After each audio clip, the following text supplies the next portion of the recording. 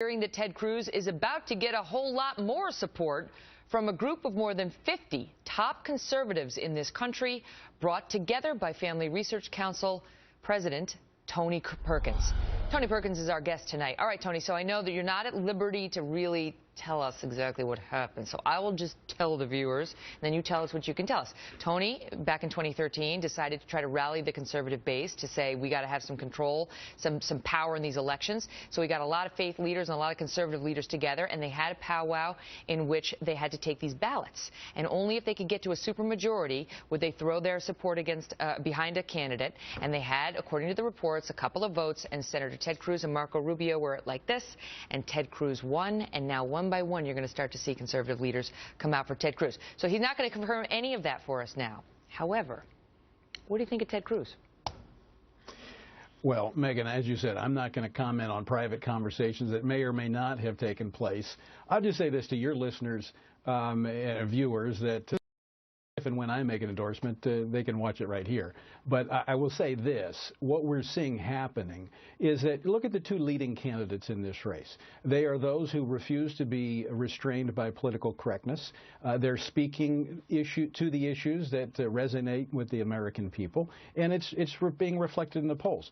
I will tell you, as you watch Ted Cruz as he's kind of climbing the ladder of the polls, one of the issues, in addition to national security, that he is addressing is the issue of religious liberty. He's been talking about that issue across the country. It was interesting, a new poll out today by Rasmussen says that is like 82% of parents with kids of school age think we should celebrate Christmas in our schools. 62% believe we should have more religion in our public schools. This is an issue that is very latent in this election. Some candidates are missing it, but Ted Cruz is touching it, and I think it's being reflected in his support in the polls among evaangelical. Just as an aside, it's a crazy world in which we live when you have your kids, your preschoolers, your kindergartners doing drills where they have to hide in bathrooms and so on as a drill so that they don't get shot. That's what they have to do, but they're not allowed to say Merry Christmas or acknowledge God. And that's 2015 America. It is, and people are tired of that. How else do you explain Donald Trump doing so well in these polls? It's because he's saying what so many Americans are thinking. But as they come closer to making a decision about who they're going to pull the lever for, they want somebody that has a track record on these issues. And, you know, they start looking at the candidates and they see who's not just talking about them, but who has done those things. So I think that's one of the reasons you see Ted Cruz growing in support among evangelicals and other conservatives. We saw Trump take a shot at Ted Cruz over the weekend as follows. Listen to this. I do like Ted Cruz, but not a lot of evangelicals come out of Cuba, in all fairness. It's true. Not a lot come out. Clearly this is sort of like a dog whistle to evangelicals of, he's not really one of you. You think they're going to buy that?